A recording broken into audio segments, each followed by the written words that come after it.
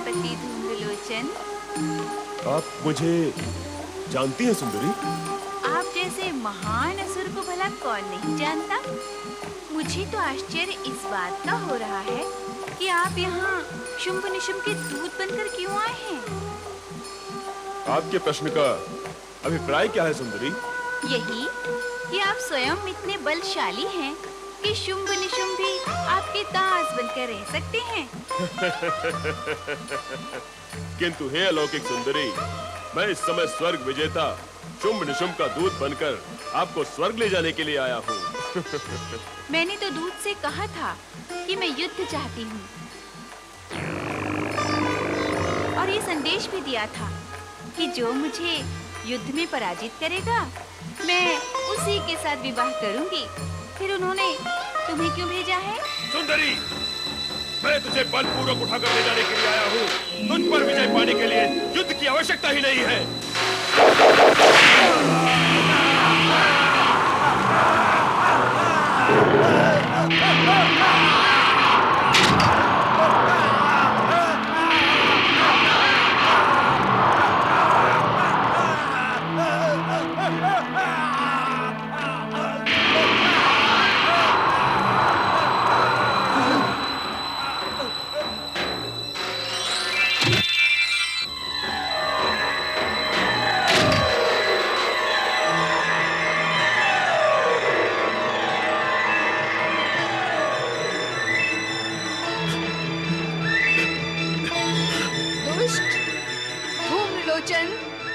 यदि तू जीवित रहना चाहता है तो अपने स्वामियों शुंभ निशुंभ को युद्ध के लिए भेज।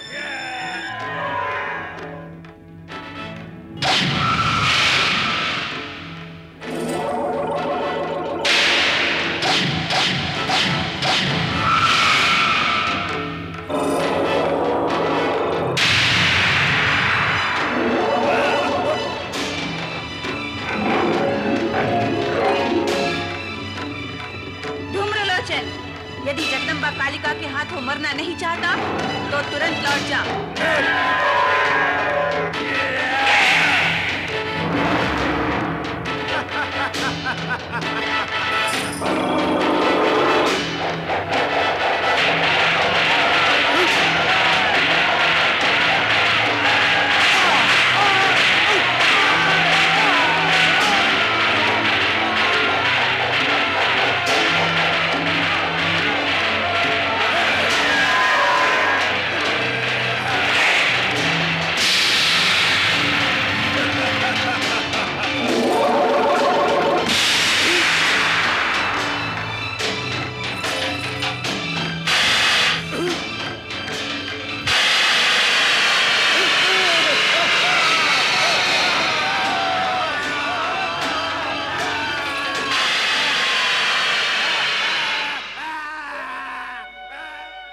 पुत्री कौशिकी, अब अपने महालय में जाकर विश्राम करो। धूम्रलोचन के अंत के साथ असुरों की ओर से नया युद्ध प्रारंभ होगा। आवश्यकता पड़ने पर मैं तुरंत तुम्हारी रक्षा के लिए आ पहुंचूंगी।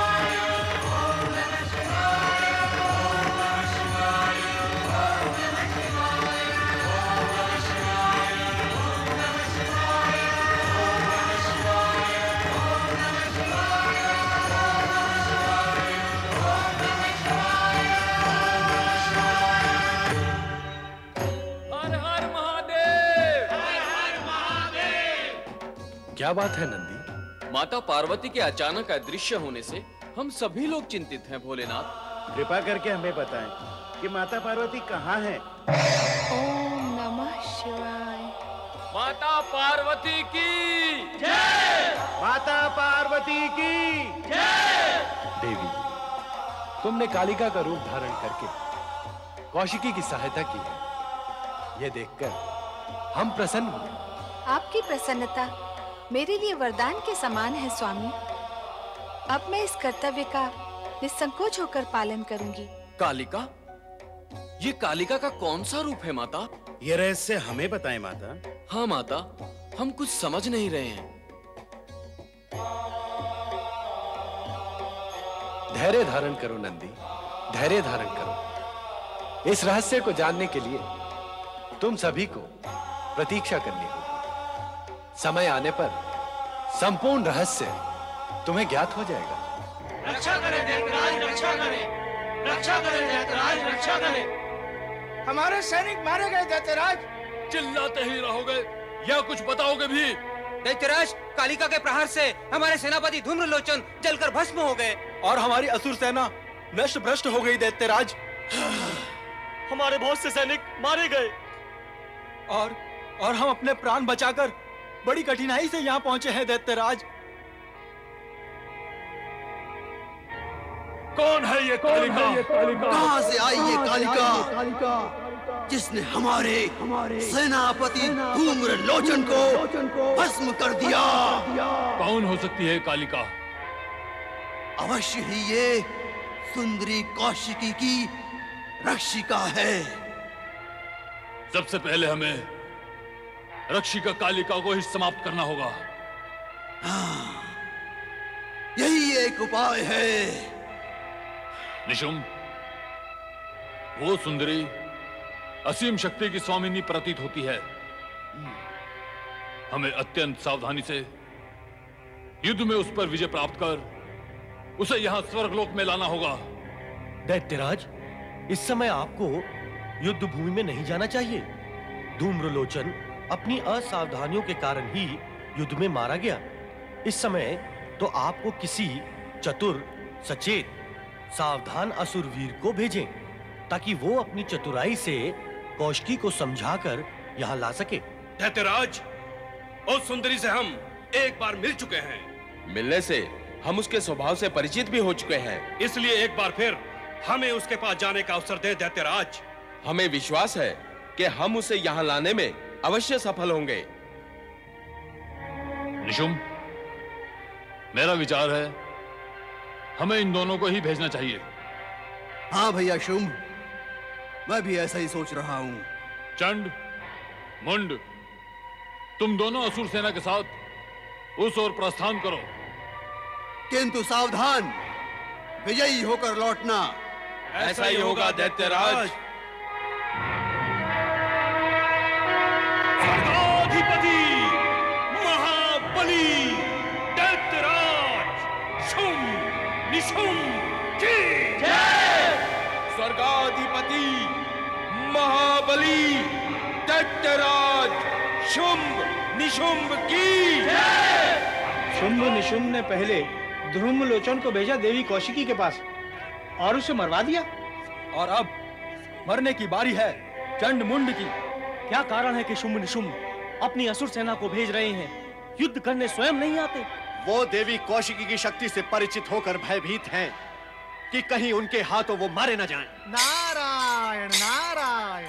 देवराज एवं देवगण, आप सब यही विचार कर रहे हैं कि शुंभ निशुंभ स्वयं युद्ध करने क्यों नहीं जाते? कहीं देवी कौशिकी के हाथों मृत्यु को प्राप्त होने के भय से तो नहीं जाते? यही विचार मेरे अथवा अन्य किसी के भी मन में आ सकता है देवराज। कैसा विचार देवर्षि? यही कि आप स्वयं इन दुष्ट असुरों पर अपनी शक्ति का प्रयोग करके इन्हें समाप्त क्यों नहीं करते? देवर्षि इस बार स्वर्ग से निकलते ही हमारी सारी शक्तियां अपना चमत्कार खो चुकी हैं। इसके अतिरिक्त देवगुरु बृहस्पति ने भी हमें परामर्श दिया है कि हम अपनी बची कुची दिव्य शक्ति का प्रयोग करके उसे व्यर्थ न करें। कारण कि इन दुष्ट असुरों का संहार तो देवी कौशिकी के हाथों ही होगा। नारायण नारायण। देवी कौशिकी के विषय में देवगुरु ने जो कुछ कहा वो अक्षरशः सत्य है। परमपिता ब्रह्मा जी ने स्वयं मुझसे यही कहा था कि शुंभ निशुंभ को दिए गए वरदान में ही इन असुरों के विनाश के बीज छुपे हुए हैं। इसीलिए देवराज, आप निश्चिंत रहें और हां, इन दुष्ट असुरों की दृष्टि में आकर अपने लिए संकट को निमंत्रण न दें। दैत्य सेनापति चंड मुंड की जय। दैत्य सेनापति चंड मुंड की जय। नारायण नारायण। स्वर्गाधिपति महाबली दैत्यराज शुंभ निशुंभ की जय। स्वर्गाधिपति महाबली दैत्यराज शुंभ निशुंभ की जय। दैत्य सेनापति चंड मुंड की जय। अरे नारद, तुम ही हो? ये तो सारा जगत जानता है कि मैं हूं। पूरी बात सुनो नारद। चंड कह रहा है कि तुम ही हो जो देवताओं को हमारे स्वामियों के विरुद्ध भड़काते हो। तुम देवताओं के मित्र और असुरों के शत्रु हो। होता है, कोई किसी का मित्र तो कोई किसी का शत्रु होता है। जैसे आप बुद्धि के शत्रु और दुष्टता के मित्र होता है। क्या कहा? मैंने कहा, हे वीर असुर, क्या जगत में ऐसा भी कोई निर्बुद्धि प्राणी है जो देवताओं का शत्रु और असुरों का मित्र होना चाहेगा? और यदि होगा तो सारा जगत ही उसका शत्रु हो जाएगा। नारायण नारायण। ए नारद, तुम सदा ही बुद्धि में ना आने वाली बातें क्यों करते हो? किंतु किसी बुद्धिमान ने मुझसे ऐसा कभी नहीं कहा। उनकी बुद्धि में मेरी बातें अवश्य आ जाती होगी, है ना? बहुत बोलते हो नारद। मैं केवल बोलता ही नहीं, खोलता भी हूँ। क्या खोलते हो? रहस्य। और इस समय यह रहस्य खोल रहा हूँ कि तुम दोनों का सर्वनाश समीप है। नारद, चित्कार से सत्य को नहीं दबाया जा सकता चंड। मैं तुम दोनों का सर्वनाश अपनी दिव्य दृष्टि से देख रहा हूँ। यदि माता कालिका के हाथों अपनी मृत्यु को प्राप्त नहीं होना चाहते तो जाओ, तुरंत जाकर पाताल लोक में छिप जाओ। क्या कहा?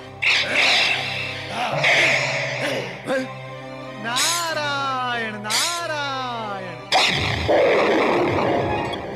अरे दुष्टों, निर्बुद्धियों, तुम्हारे हित की बात करता हूँ तो भी तुम्हें क्रोध आता है।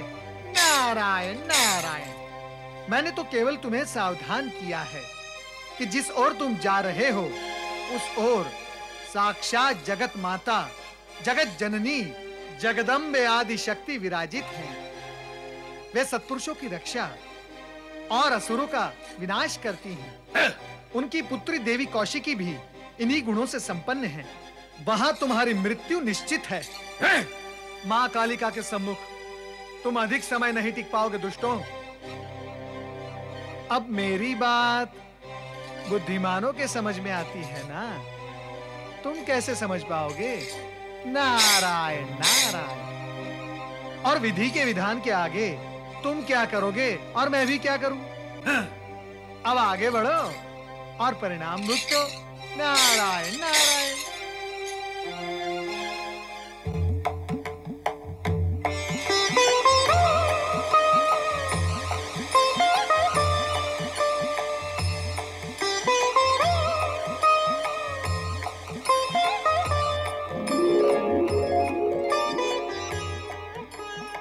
स्वर्गाधिपति महाबली दैत्यराज शुंभ निशुंभ की जय। स्वर्गाधिपति महाबली दैत्यराज शुंभ निशुंभ की जय।